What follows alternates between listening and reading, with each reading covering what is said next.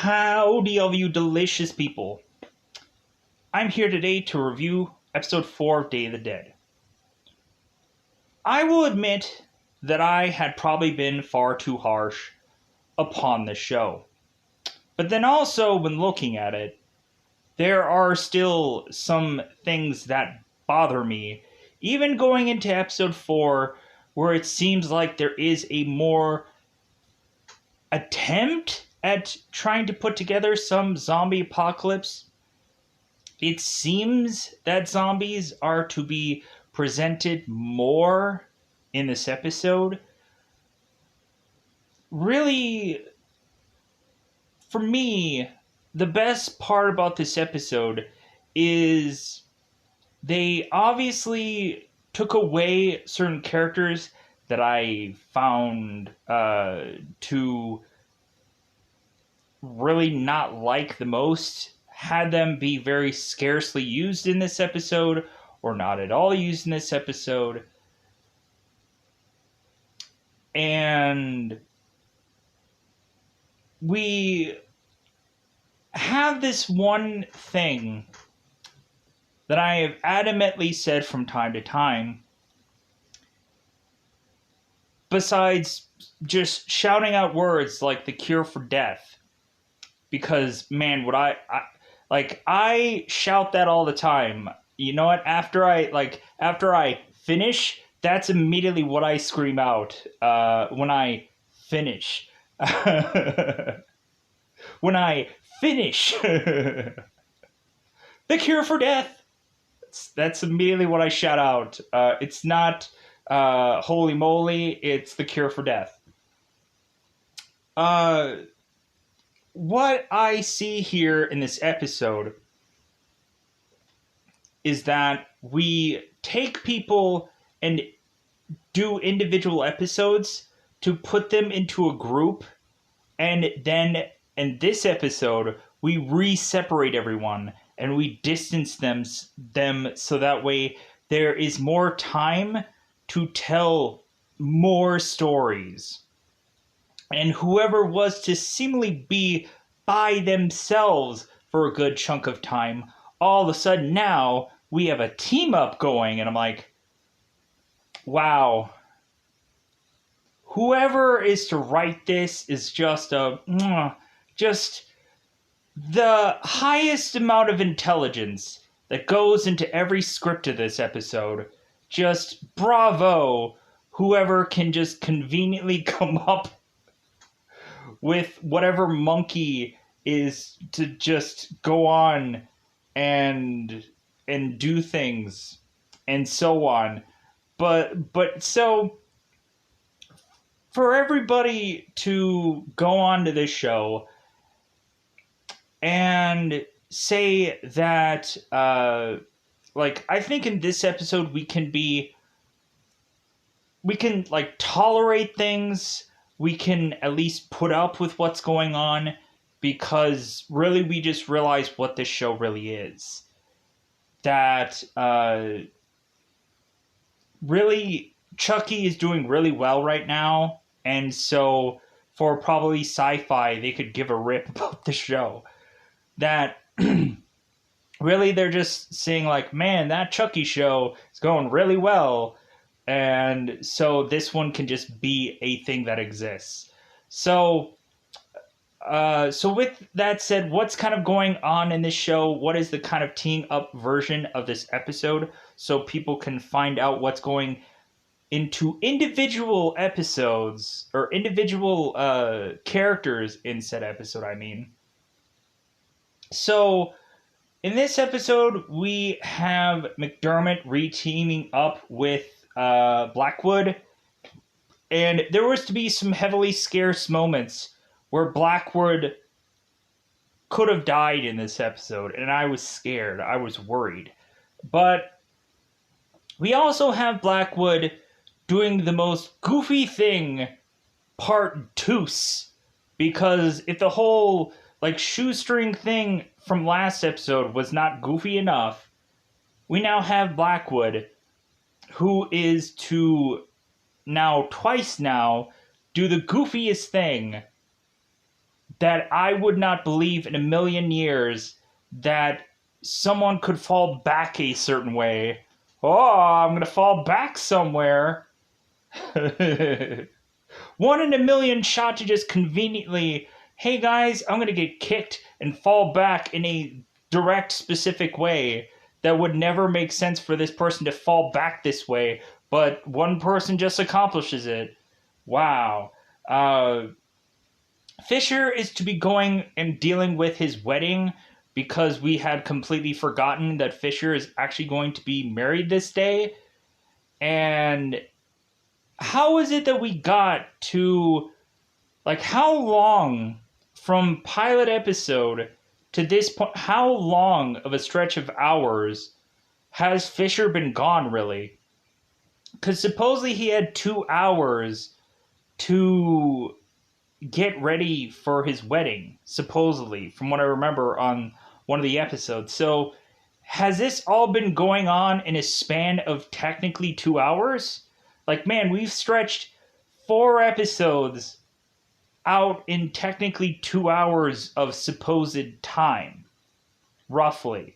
Because when was actually Fisher getting dressed for his wedding? Probably the very beginning of this day, the pilot day. So to each their own. So Fisher is dealing with his wedding instead of dealing with the zombie apocalypse, and so we'll talk about that more in spoilers. Cam is going off to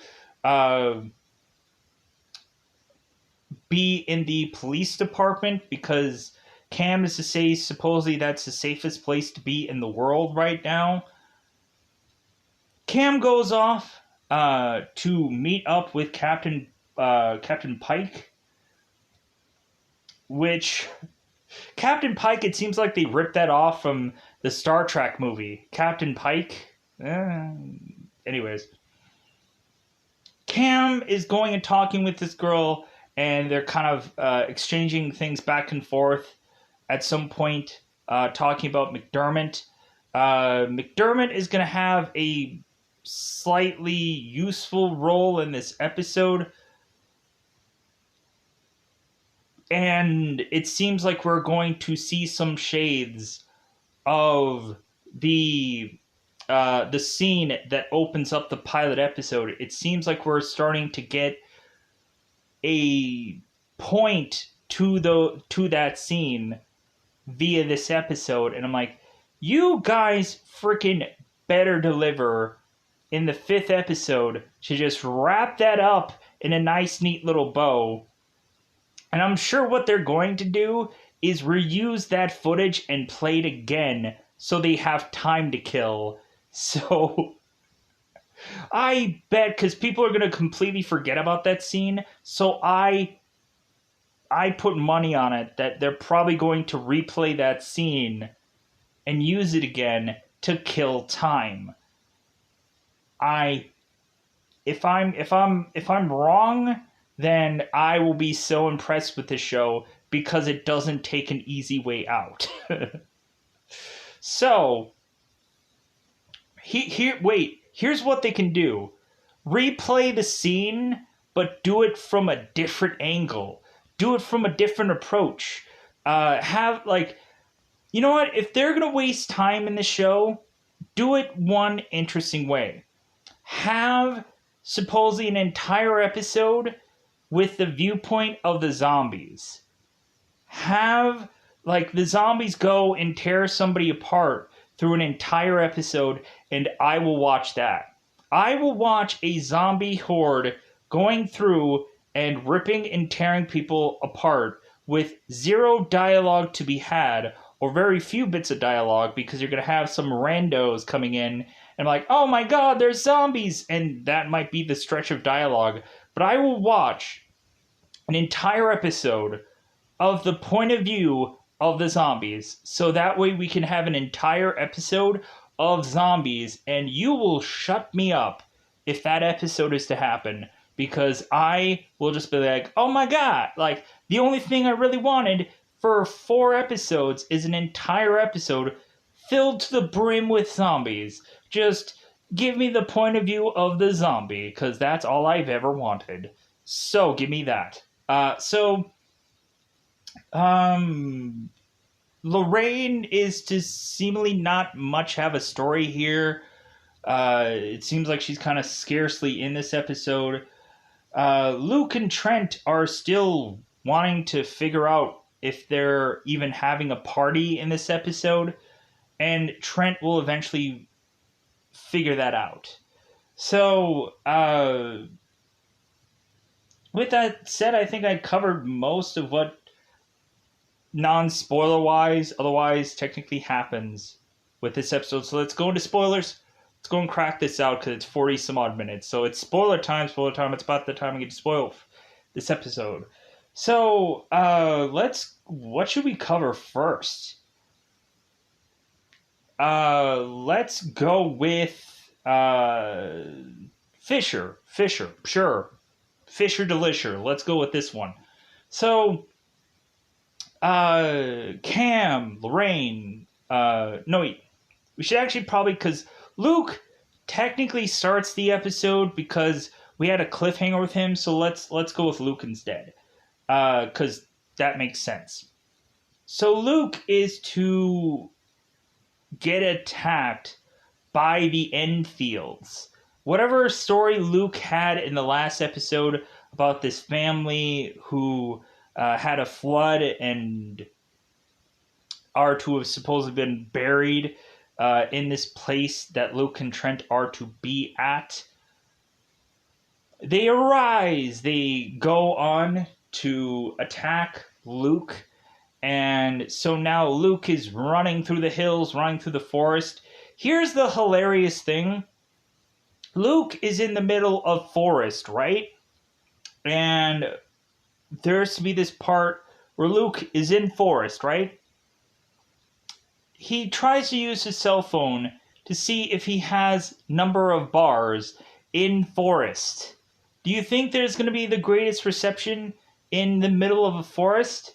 I would like to hope so. Because, man, if I'm ever just going to be, like, grabbed and shoved out into a forest in the wild yonder, and I don't have a satellite phone, I would just immediately think that there should be cell towers all around a forest. So Luke is like, oh, this sucks, there's no bars. Oh, poor reception. So Luke is to have this whole family of zombies coming at him. Like, oh. Here's one thing that I forgot to say. 7 Days to Die. Go into a video game called 7 Days to Die just to wait to hear zombies make sounds in that game. I don't know why, but every single zombie show, movie, whatever, especially ones that are kind of done fairly cheaply, like so on and so forth, the 7 Days to Die, like, zombie sounds are to be what zombies are to supposedly sound like for this show. 7 Days to Die Zombies is the go-to sound for this show.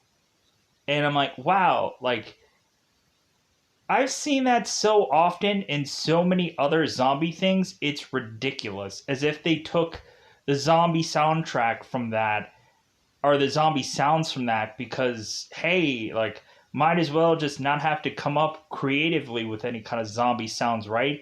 You can just steal it off of some video game that has numerous hours of zombie soundtrack and just place it whenever you're to have a zombie, right? Man, the editing of this might have been really difficult, I'm sure. Like, all you need to do is just play 7 Days to Die for a couple hours, and you can have all the audio for your zombies that you need. So, creative. Luke is running around and is to continue to stumble upon these zombies, and is trying to avoid them. Trent is to find the party that they were supposed to go to, and Trent goes and pushes away this seemingly sheet of some kind to notice that every single one of his friends are all torn apart by what he is to call a bear. And I'm like, yeah, it's obviously a bear, right? It's always a bear, a cougar, a mountain lion. He should have said a mountain lion. That would have made a lot of sense. I would have actually went with a camel or a raccoon or a goat. That seems like a lot more sense, right? So Trent is like, "Oh my God, there's a bear in these forests," and Luke catches up to Trent. And he's like, "No, there's zombies." And Trent cannot believe Luke is saying that there are zombies here. And Luke is to say, hey Trent, you know that story that I was telling you about the infields? They're here. They're coming for us. And Trent is like, come on, man. Like, have a real rational, like, thought of, like, what's really happening here. I'm thinking it's bears. Because, you know what? If it was a bear, you would have probably heard him by now. You would have probably just been like, you know what, let's get the heck out of here. Let's run out of this forest. But eventually, so zombies do come, attack both Luke, Trent. They run off. So Luke, Trent decide to go and hide off to this dirt side of this cliff. And Trent is to start cramping up. But to me, it looks like he was to have said the word crapping. Because it looks like he's taking a dump, not cramping up. Because if I were to be cramping, I would be like, like not like, like you're taking a dump. Which that's honestly what looks like Trent is doing there. It looks like he's taking a dump. Like you would think he'd be like you would. Cramping and crapping, like they visually look like two different things. So zombies stop making noise for like a whole like 2 seconds. And Luke and Trent are like, hey, are the zombies gone? And so they turn around and see that a zombie is like right then and there because he has a little bit of driblet of blood that goes and splashes upon Luke and Trent, which I'm kind of wondering how they're going to handle the continuity of the driblets of blood when it gets to the next episode.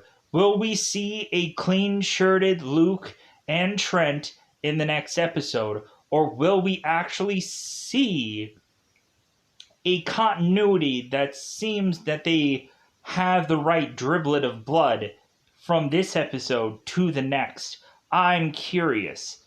There needs to be some accuracy going on with driblet of blood, because I know there's probably going to happen, what's going to happen is clean shirt, right? And people will forget about the whole driblet of blood situation. Or they're going to conveniently come up with something that weirdly cleans a shirt. Or they're going to have brand new shirts, right? Somewhere in the show, I'm kind of crafting how they're going to work out this one little goofy thing that they did here. So, of course, Luke and Trent run off, and like that's all that they can really do. It seemed that neither Trent or Luke are to die here, but they end up separating, which obviously Luke is not going to die. The cliffhanger of this episode is that Luke and Trent are on this bridge. Trent gets scared, Trent runs off. There's one zombie that I actually liked this one part, where the zombie has this head in his hand. He's getting a little head. And he's taken the brains from this zombie and he's eaten it. That's the only thing that I've actually liked about this show so far, is that one little scene of a zombie eating a brain actually out of a head. I liked that.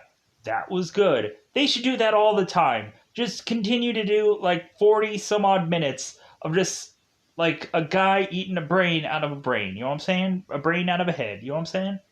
Just do that all the time. So the cliffhanger is Trent is in the middle of this bridge. He's like, oh, oh, zombie on one side, 2 zombies on the other. What's going to happen? Is Luke going to die here? No. Why have they now twice cliffhanged that Luke is going to die? Because he's not. It's obvious he's not. That whole opening credit scene of the pilot tells you he's not. They keep teasing at this for some goofy reason now, when we know surefire enough Luke is not going to die. So let's go on to Cam and his journey into the police department. So Cam goes and leaves off from Lauren and from Fisher. Cam goes to the police department saying that it's the safest place to be right now. Cam goes off to the police department, and Paula and Captain Pike are talking about what's going on, but it seems that they're not really getting anywhere. It seems that both of them have this meaningless conversation. Captain Pike is interested in calling the state police, and Paula's like, well, don't do that, because they'll completely take this out of our jurisdiction. And this is a zombie apocalypse. Send the frickin' National Guard in. Send everyone.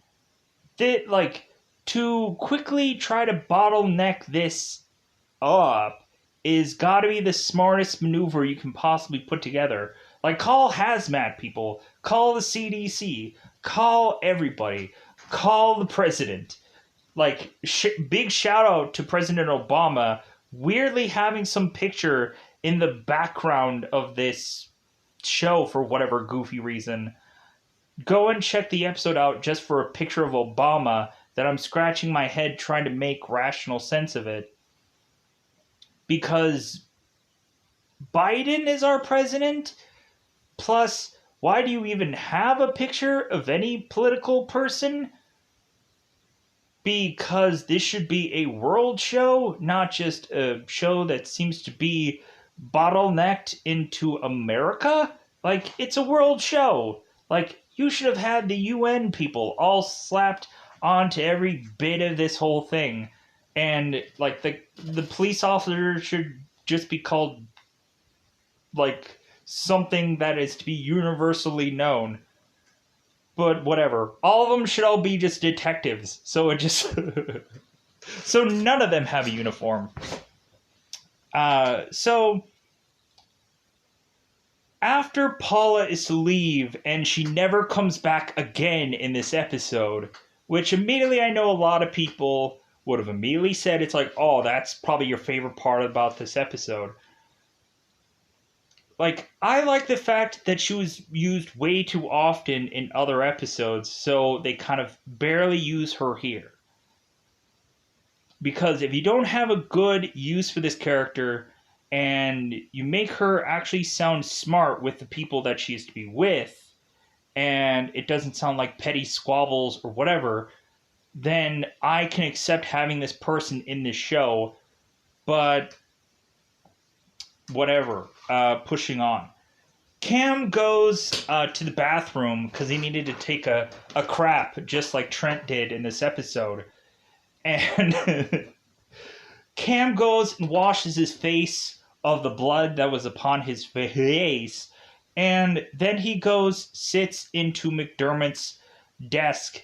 And so Captain Pike is to tell Cam, like, hey man, don't worry about it. Like, your father is basically just a person we just think is just a guy that can do whatever the F he wants. Come into work whenever. Just nonchalantly, just like, if he's gone for 3 days, like on probably a alcoholic bender, like, we'll just take him on back. I'm sorry, if there was actually a real world job and someone was to be gone for 3 days, they would be fired. Detective or not, like, this guy isn't on a stakeout. This guy isn't undercover doing, seemingly a case. Like, this guy just comes off as some guy that should have been fired X amount of time ago. Like, what does Mcdermott have on this police precinct that they're just to, like, accept him to be just this guy that does whatever he wants, and this police department is just fine with it? I can understand if, like, this Mcdermott was, like, the sheriff of this outfit, and this was, like, a really small town, and he was to be the only cop there, then I can understand him doing whatever he wants. But he's not the top cheese of the totem pole, so to speak. So, but it's whatever, right? Because they just have to just say that this guy is just this lazy piece of detective, and they're okay with that. So Cam doesn't try to call his father in this episode, even though Captain Pike is to tell Cam, like, well, hey, how about you, like, get a hold of your father, because we really need him back. It's kind of getting busy here. And there's nothing Cam can really do. So at the tail end of this episode, Captain Pike is going on to call her other police officers to see what's going on. And it seems that they are to be overrun with zombies. Because Cam went to Captain Pike telling her it's zombies, because evidently Paula has never heard of a zombie before. And either her or Trey, when they were face to face with a zombie, didn't know what it was. So when Paula is to come in here, Paula is to just say, well, handle all this. And Captain Pike is like, well, hey, we are trying to handle all this. Supposedly there's riots in the streets. There's bombs going off in old folks' homes. All kinds of craziness. We're overrun. And with too many things going on, when Cam's to head into the the police precinct or the police department, two guys are running out of there, just kind of going and doing some job of sorts. So supposedly they're busy for whatever reason, but Captain Pike is to go over the radio and hear some of her men getting torn apart by zombies. And so Captain Pike's like, oh, okay, like, we're going to have to call the state police and tell them to just send everybody. Like, have them come in with the National Guard, have them come in with bells and whistles, have them come in with everything. So, that kind of concludes the Cam story. So, let's go on to Fisher's story. So, they had a Fisher story before that was by himself, and I remember saying, man, that was such a good story. And so now we go back into the Fisher story, and just not that good second time around. But there really isn't anything in this episode. Like this episode was extremely flat. There was never a peak or valley or even a tiny hill of something that felt better than anything else in this thing, besides the whole zombie head and eating the head thing. That was, like, the best part about this whole entire episode, bar none, because all these stories were the flattest and just the stupidest things, and didn't enjoy a lick of them. So, Fisher goes on to make his way back to where he is supposed to get married. Fisher talks to Fisher talks to the whatever the stupid jock guy was. Sean? Yeah, that's probably him. Fisher talks to Sean saying that there's a zombie apocalypse going on, and Sean is like, whatever, jerk. Like, this guy is the most stereotypical, like, bullyish guy, and, like, they're not even, like, they don't even care. Like, this guy has to be the mean guy against Fisher, and this guy is not so creative with it. Just the like if this guy had gone through and watched like Karate Kid and said like that's the villain guy, that's the guy I want to be from several decades ago. That's the guy I want to be on this show. That's who Sean is. So Sean is to tell Fisher like, dude, are you getting cold feet? Like, come on, man. Like, I'm gonna go and shove you into this maintenance closet and force you to get dressed, and I'm not gonna open this door until you do so. And so Fisher gets dressed, and so now Fisher is to go and meet Amy, who is dressed in her wedding gown. And I'm like, wait a minute. How is it Fisher is speaking to Amy in her gown? Because tradition. Shouldn't she have said, hey, don't look at me like you'll ruin tradition? I guess they don't give an F about that, right? Because Fisher has to supposedly talk to Amy about what's going on. And Sean had said to Fisher that Amy has been hurling away if she's not like skin and bones anyways, she's hurling away whatever she probably didn't eat today to stay skinny, right? Whatever. So because Amy is saying like, yeah, I look dang good in this dress, and I've been like really working out and really going on a diet and trying to stay as thin as and trim as I can to be on this dress. So Fisher is to go and pull Amy off to the side and say, hey, like, I want to marry you.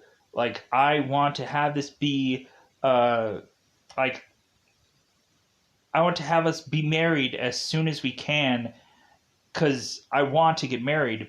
But there's something going on here that may conflict with that. There's something going on here that you aren't aware of and could put us in danger, mortal danger. So Amy is like, oh, okay, well, I'm going to go and I'm going to hurl in the bathroom. I'll be back. So Fisher goes to talk to Amy's father, which this guy is still not on a... Oh, wait. Herb. There we go. I almost missed it somewhere.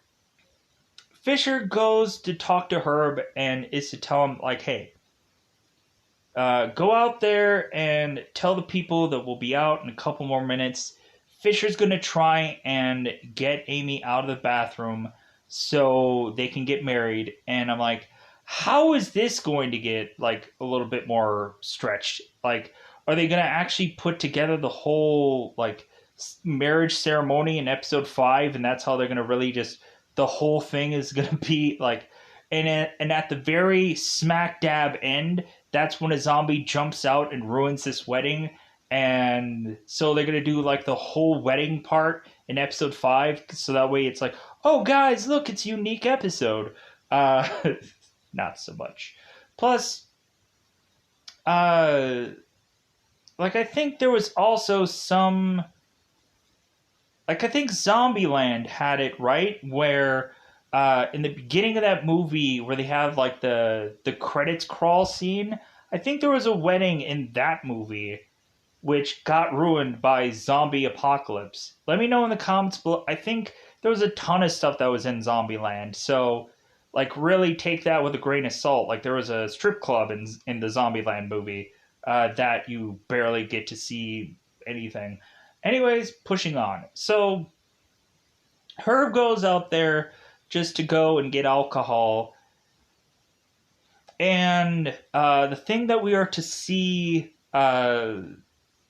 is that people are in the photo booth taking pictures, and we see this TV screen where a zombie is coming into frame, or coming into the fray of these people and biting them and getting closer and closer and closer to the camera, where that's to be, I guess, a cool effect, right? To seem like we get a TV screen of zombie where it seems they're trying to do something different here. I guess we can accept that. So yeah. So I think that does cover most of this episode. Fisher was to give Lauren some antibiotics to deal with her bite. And I think that's all that really happens with this episode. I think that, well, let's go with Mcdermott in the Blackwood story to kind of wrap this up quickly. So Mcdermott goes and finds where Logan is, and is to get his bud weird mechanics clothes. Blackwood is to have a gun with her and also makes her way to where Logan is. They start shooting some of these armed men that have these SWAT-like outfits on.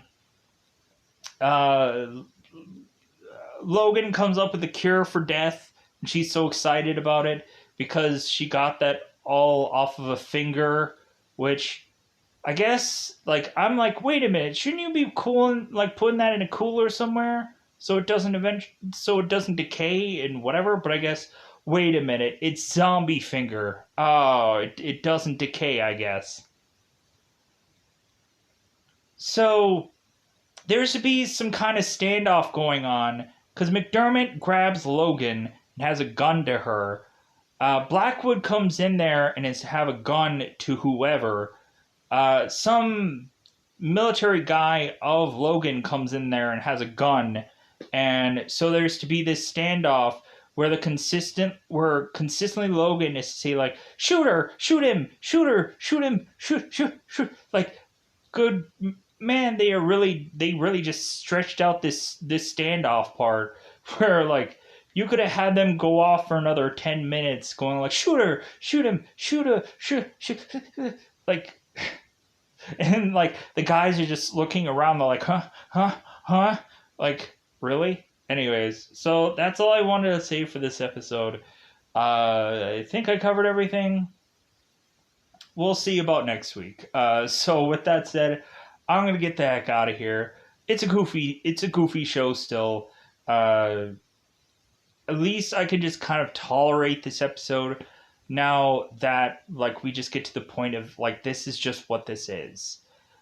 And so no matter how much I gripe about it, it's basically the equivalent of Titans, where I had a lot of problems with the show, but overall I just had to just sit there and watch it because it seemed people were interested. So Day of the Dead is one of those where I want it to get better. I am only here to want to have this show get better, and that's the only reason why I've stuck to continuously see where this show goes. It's not the fact that I'm just doing it solely for views. I just want to see if this show is to ever get better.